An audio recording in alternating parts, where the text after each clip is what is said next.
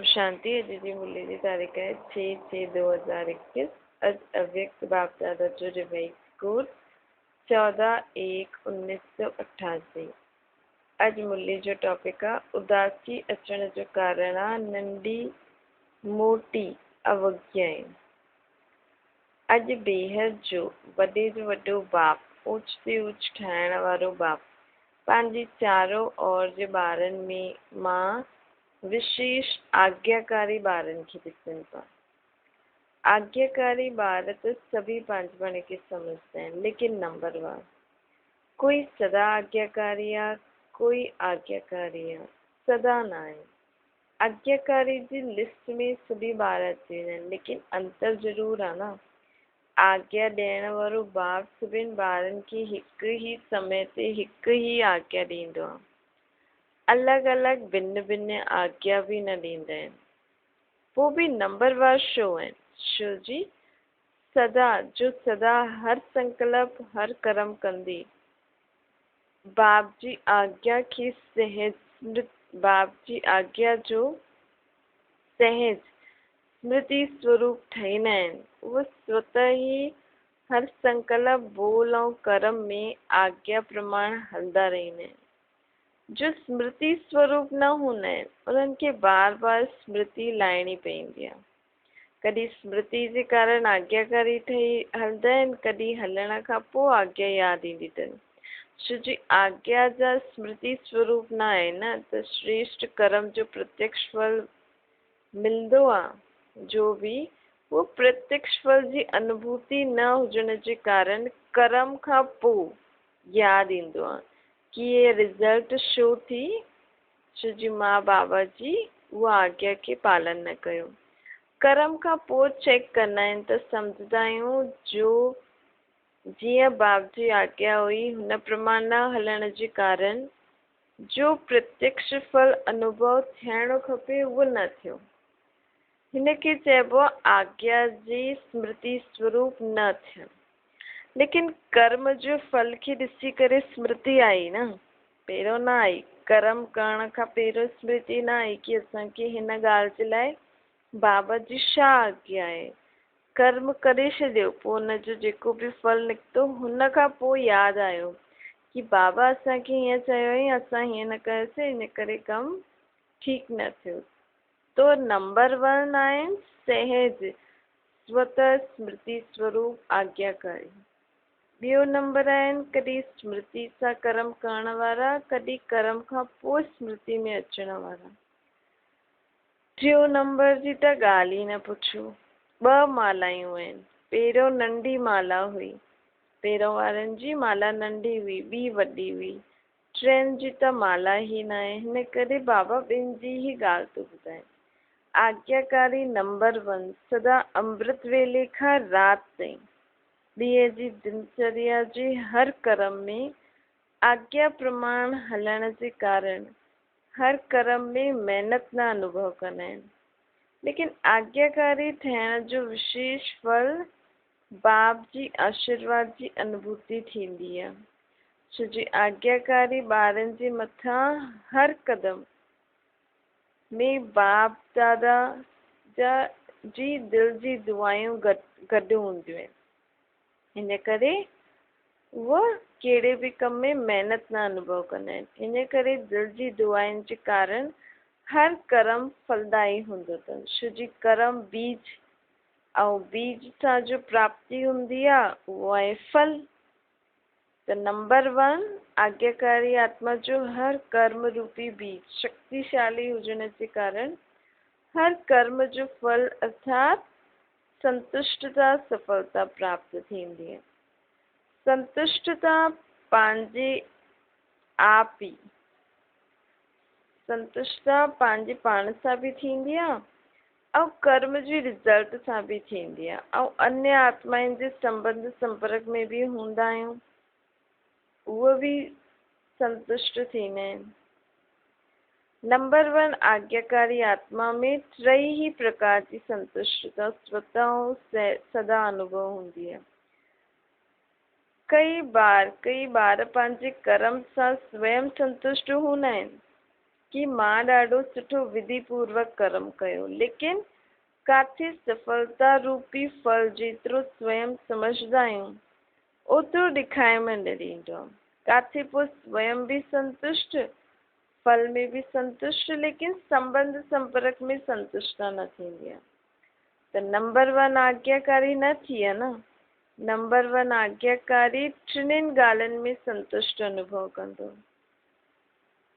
वर्तमान समय जे प्रमाण कई श्रेष्ठ आज्ञाकारी ॿारनि द्वारा कॾहिं कॾहिं कोई आत्मायूं पंहिंजे खे असंतुष्ट भी अनुभव कंदियूं आहिनि।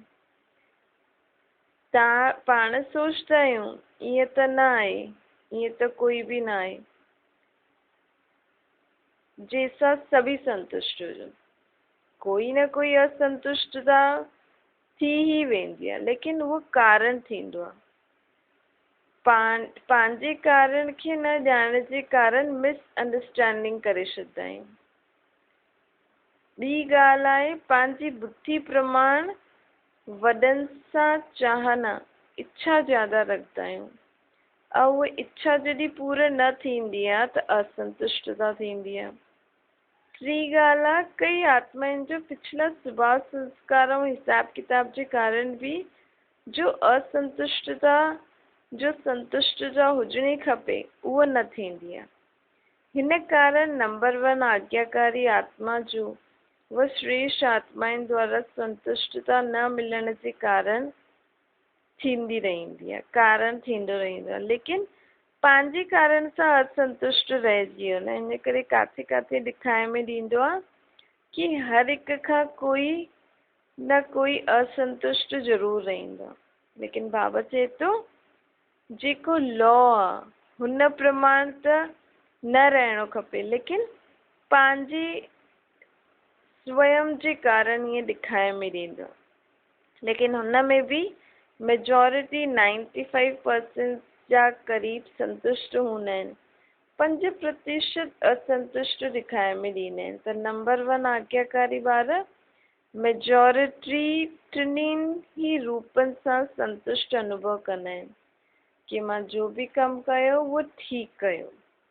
उन्हनि खे स्वयं खे भी लॻंदो अथनि ऐं जंहिंसां भी उहे संबंध संपर्क में ईंदा आहिनि हुननि खे भी लॻंदो आहे, ऐं कर्म जी रिज़ल्ट सां भी लॻंदो। कर्म जी रिज़ल्ट छा थी?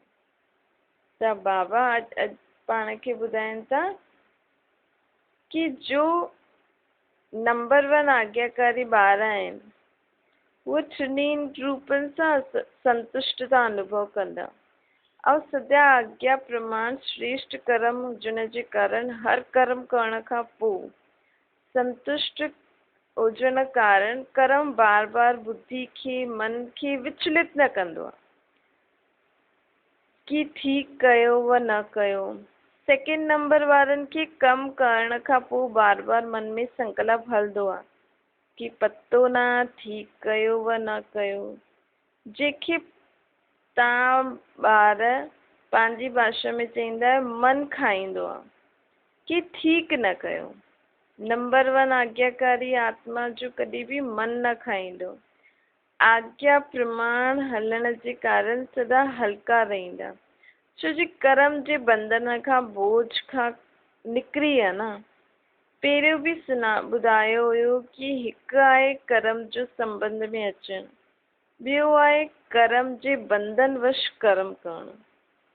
संबंध ऐं बंधन। त नंबर 1 आत्मा कर्म जे संबंध में अचण जे कारण सदा हल्की रहंदी। नंबर 1 आत्मा हर कर्म में बाप दादा द्वारा विशेष आशीर्वाद प्राप्त करण जे कारण हर कर्म कंदे आशीर्वाद जे फलस्वरूप सदा ही आंतरिक विल पावर अनुभव कंदी। आंतरिक विल पावर सदा अतींद्रिय सुख जो अनुभव कंदी, सदा पंहिंजे खे भरपूर अर्थात संपन्न अनुभव कंदी रहंदी। कॾहिं कॾहिं कई ॿार बाप जे अॻियां पंहिंजी दिलि जो हाल चाल ॿुधाईंदा आहिनि। छा चईंदा आहिनि? ना मालूम छो अॼु मूंखे ख़ाली ख़ाली लॻे थो, कोई ॻाल्हि बि न थी, लेकिन संपन्नता ऐं सुख जी अनुभूति नथी थिए। कई बार उन समय कोई उल्टो कार्य या कोई नंढी मोटी भूल न हूंदी आहे, लेकिन हल्दे हल्दे अनजान व अलबेलेपन में समय प्रति समय आज्ञा जे प्रमाण कम न कंदा आहियूं त ईअं लॻंदो आहे। पहिरियों समय जी अवज्ञा जो बोझ कहिड़े समय पंहिंजी तरफ़ खींचदो आहे। जीअं पिछले जन्मनि जा कड़ा संस्कार स्वभाव कॾहिं कॾहिं न चाहींदे हुए बि पंहिंजी तरफ़ खींचदा आहिनि न, ईअं समय प्रति समय जी की हुई अवज्ञाउनि जो बोझ कॾहिं कॾहिं पंहिंजे तरफ़ खींचे वठंदो आहे। उहा आहे पिछलो हिसाब किताब। इहो आहे वर्तमान जीवन जो हिसाब। छो जे कोई बि हिसाब, चाहे हिन जन्म जो चाहे पहिरें जन्म जो, लग्न जी अग्नि स्वरूप स्थिति जे बिना भस्म न थी सघंदो आहे। सदा अग्नि स्वरूप स्थिति अर्थात शक्तिशाली याद जी स्थिति, बीज रूप स्थिति, लाइट माइट स्थिति द्वारा स्थिति सदा न हुजण जे कारण हिसाब किताब खे भस्म न करे सघंदा आहियूं।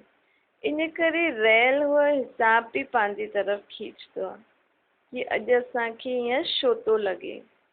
त बाबा पाण खे उहो रीज़न थो ॿुधाए। हुन समय कोई ग़लती न कंदा आहियूं कि पतो न छा थियो आहे। कॾहिं मन न लॻंदो यादि में, सेवा में, कॾहिं उदासी जी लहर ईंदी। हिकु हूंदो आहे ज्ञान द्वारा शांति जो अनुभव, ॿियो हूंदो आहे बिना ख़ुशी, बिना आनंद जे सन्नाटे जी शांति। उहो बिना रस जी शांति हूंदी आहे। सिर्फ़ु दिलि कंदो आहे किथे अकेले में हली वञूं, वेही रहूं। ये सभु निशानियूं कोई न कोई अवज्ञा जी आहियूं। अवज्ञा जे कारण थींदो आहे या त पंहिंजा पिछला जन्म जा बोझ पाण खे खींचदा आहिनि। त बाबा चए थो अवज्ञा हिकु थींदी आहे पाप कर्म करणु, ॿी थींदी आहे वॾी भूल करणु, ऐं नंढी नंढी छोटी अवज्ञाएं बि हूंदियूं आहिनि। जीअं बाप जी आज्ञा आहे अमृत वेले विधि पूर्वक शक्तिशाली यादि में रहो। त अमृत वेले अगरि हिन आज्ञा प्रमाण न हलियो त हुनखे छा चईंदासीं? आज्ञाकारी व अवज्ञा। हर कर्म योगी ठही करे करो, निमित भाव सां करो, निर्माण ठही करे करो, इहा आज्ञा है न। ईअं त ॾाढी वॾी लिस्ट आहे, लेकिन दृष्टांत जे रूप में बाबा अमृत वेले जे लाइ चए थी। दृष्टि वृत्ति सभिनि जे लाइ बाबा जी आज्ञा आहे। इन सभिनि आज्ञाउनि मां सां कोई बि आज्ञा विधि पूर्वक पालन न कंदा आहियो त हिनखे चइबो आहे छोटी मोटी अवज्ञाएं। इहो खातो अगरि जमा थींदो रहंदो त ज़रूरु पंहिंजी तरफ़ खींचदो न। हिन करे चईंदा आहिनि जेतिरो थियणो खपे ओतिरो थियो न। जॾहिं पुछंदा आहिनि ठीकु हलो था त सभु चईंदा आहिनि हा, ऐं जॾहिं चईंदा आहिनि कि जेतिरो हुजणु चाहे ओतिरो आहे त पोइ सोचंदा आहिनि। अगरि बाबा पुछंदा आहिनि कि जेतिरो हुजणु खपे ओतिरो आहे त सोचंदा आहिनि। एतिरा इशारा मिलंदा आहिनि नॉलेजफुल हूंदे हुए बि जेतिरो हुजणु खपे ओतिरो न थींदो आहे। कारण पिछलो उहो वर्तमान बोझ डबल लाइट थियणु न ॾींदो आहे न। कॾहिं डबल लाइट ठही वेंदा आहे, कॾहिं बोझ हेठि खणी ईंदो आहे।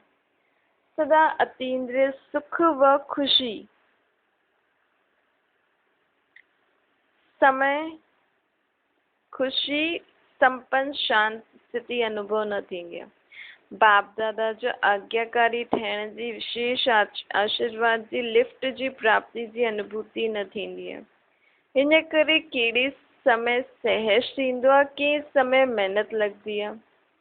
नंबर 1 आज्ञाकारी जी विशेषता स्पष्ट ॿुधी। बाक़ी नंबर 2 केरु आहे जंहिंमें हिन विशेषताउनि जी कमी आहे, उहो नंबर 2 ॿियो नंबर जी माला में थी आहे। त पहिरियों माला में अचिणो आहे न। मुश्किल कुझु बि न आहे। हर कदम जी आज्ञा स्पष्ट आहे।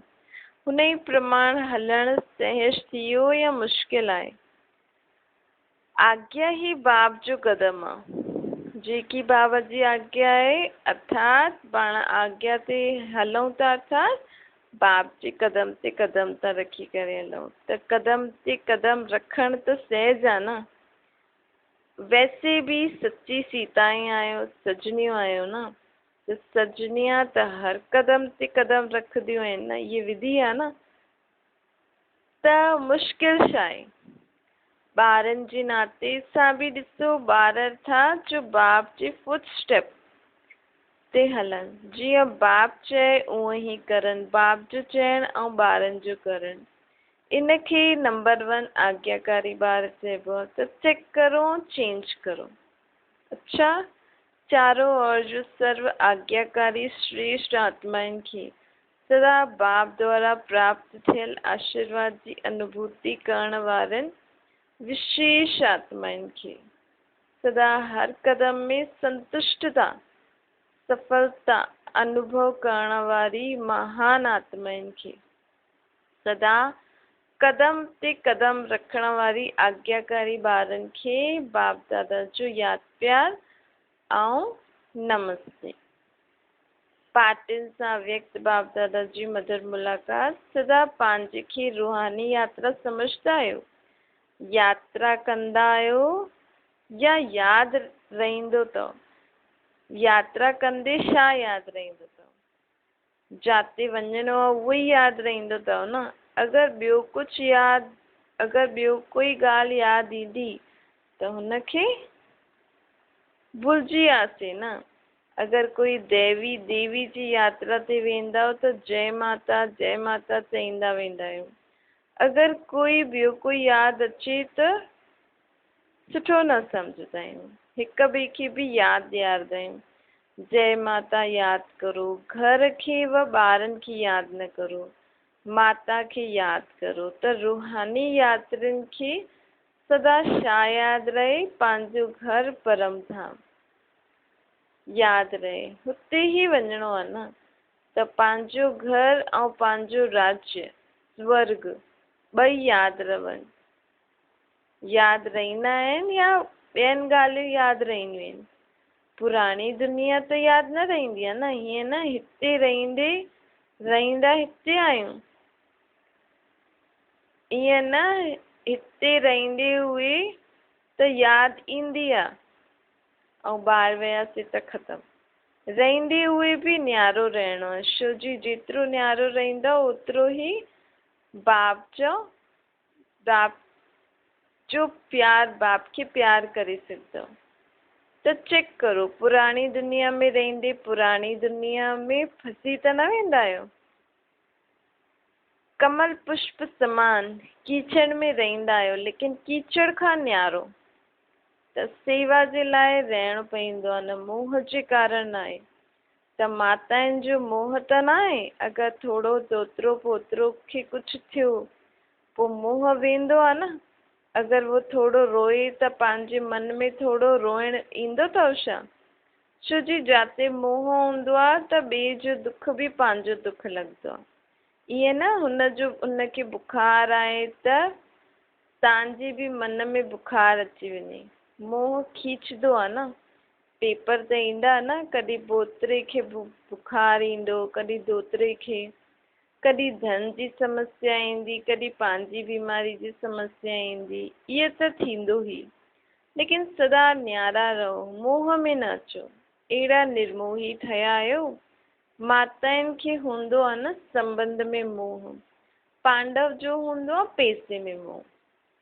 पैसो कमाइण में यादि भुलिजी वेंदी आहे। शरीर निर्वाह करण जे लाइ निमित कमु करण बि ॻाल्हि आहे, लेकिन हीअं न लॻे ई रहो जो पढ़ाई यादि ई न अचे, न यादि जो अभ्यास हुजे।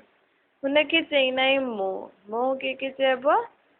अगरि कंहिं चीज़ में पाण फसी वियासीं, बाबा ऐं बाबा जी पढ़ाई भुलिजी वियासीं, त मतिलबु हुते काथे न काथे विकार कमु थो करे। त मोह त न आहे न। जेतिरो नष्ट मोह थींदो ओतिरो स्मृति स्वरूप रहंदो। कुमारनि सां बाबा ॻाल्हाइनि था। कमाल करण वारा कुमार आहियो न, छा कमाल ॾेखारींदा? सदा बाप खे प्रत्यक्ष करण जो उमंग त रहंदो ई अथव न, लेकिन हुनजी विधि छा आहे? अॼुकल्ह त युथ जी तरफ़ सभिनि जी नज़र आहे। रूहानी युथ पंहिंजी मनसा शक्ति सां, बोल सां, चलन सां शांति जी शक्ति अनुभव कराए, जो वह समझे कि ये शांति जी शक्ति सां अॻियां था वधनि। जीअं जिस्मानी युथ जी चलन ऐं चहिरे सां जोश ॾेखारण में ईंदो आहे न, ॾिसी करे ई पतो लॻंदो आहे कि ये युथ आहे। कोई ॿुढो बि अगरि अच्छी रीति हले त पाण हुनखे चईंदा आहियूं ये त जीअं जवान आहे, युथ आहे। ईअं ई तव्हांजे चहिरे ऐं चलन सां शांति जी अनुभूति थिए, हिनखे चइबो आहे कमाल करणु। हर हिक जी वृत्ति सां वाइब्रेशन अचे, जीअं उन्हनि जी चलन सां चहिरे सां वाइब्रेशन ईंदो आहे, इहे हिंसक वृत्ति वारा आहिनि। ईअं ई तव्हांजी वाइब्रेशन सां शांति जी किरणियूं अनुभव करनि। अहिड़ी कमाल करे करे ॾेखारियो। कोई भी कार्य कंदे हुए सदा इहो अटेंशन रहे, ईअं तव्हां ॿारनि जे मथां सभिनि जो अटेंशन वञे। अहिड़ी विशाल सेवा करो, छो जी ज्ञान ॿुधण सां सुठो त लॻंदो आहे, लेकिन परिवर्तन अनुभव खे ॾिसी करे अनुभवी ठही वेंदा। अगरि पंहिंजे अंदरि अहिड़ी चीज ॾिसंदा, उहो अनुभव कंदा, त उहो बि चेंज थी वेंदा। अहिड़ी कोई न्यारी ॻाल्हि करे करे ॾेखारियो। वाणी सां त माताऊं बि सेवा कंदियूं आहिनि, निमित जेकी भेणियूं आहिनि, सेंटर ते बहनियूं आहिनि, उहो बि सेवा कंदियूं आहिनि। लेकिन तव्हां नवीनता करे करे ॾेखारियो त गवर्नमेंट जो बि अटेंशन वञे। जीअं सूर्य उदय थींदो आहे त स्वतः ई अटेंशन वेंदी आहे न अटेंशन वेंदो आहे न, रोशनी अचे थी। ईअं ई हाणे पंहिंजे चहिरे ऐं चलन सां शांति जी किरणियूं सूर्य समान सभिनि वटि पहुचंदियूं त सभिनि जो अटेंशन पंहिंजी तरफ़ ईंदो। अच्छा, ओम शांति। वरदान आहे, थकल व तड़पल हुई आत्माउनि खे सिद्धि ॾियण वारा खुदाई खिदमतगार ठहो। आत्माउनि जी ॾाढे समय खां इच्छा व आशा आहे कि असां निर्वाण अर्थात मुक्ति धाम में वञूं। हिन जे लाइ ई अनेक जन्मनि सां अनेक प्रकार जी साधना कंदे कंदे थकी वयूं आहिनि। हाणे हर हिकु सिद्धि चाहींदो आहे, न कि साधना। सिद्धि अर्थात सदगति। त अहिड़ी तड़पल हुई आत्माउनि खे, थकल हुई प्यासी आत्माउनि जी प्यास बुझाइण लाइ तव्हां श्रेष्ठ आत्माऊं पंहिंजी साइलेंस जी शक्ति व सर्व शक्तियुनि सां हिकु सेकेंड में सिद्धि ॾियो। तॾहिं चईंदासीं खुदाई खिदमतगार। स्लोगन आहे, कमज़ोर संस्कार ही माया जे अचण जो चोर गेट आहे। हाणे उहो गेट बंदि करो। अच्छा, ओम शांति।